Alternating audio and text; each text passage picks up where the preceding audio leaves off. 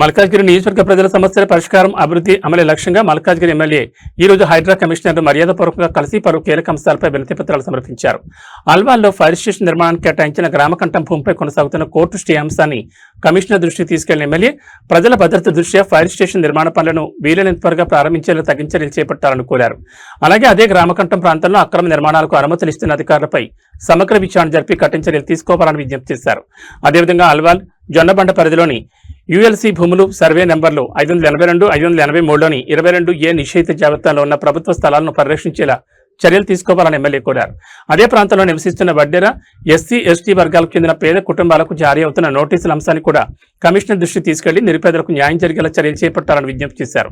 ఈ సందర్భంగా ఎమ్మెల్యే మర్రి రాజశేఖర రెడ్డి మాట్లాడుతూ మల్కాజ్గిరి నియోజకవర్గ ప్రజల హక్కుల పరిరక్షణ, ప్రభుత్వ భూముల సంరక్షణ, అభివృద్ధి పనుల వేగవంతమైన అమలే తన ప్రధాన లక్ష్యమని తెలిపారు.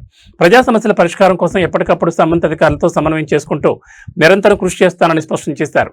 ఎమ్మెల్యే సమర్పించిన వినతిపై హైడ్రా కమిషనర్ సానుకూలంగా స్పందించి సంబంధిత అంశాలను పరిశీలించి తగిన చర్యలు తీసుకుంటామని హామీ ఇచ్చినట్లు ఎమ్మెల్యే తెలిపారు.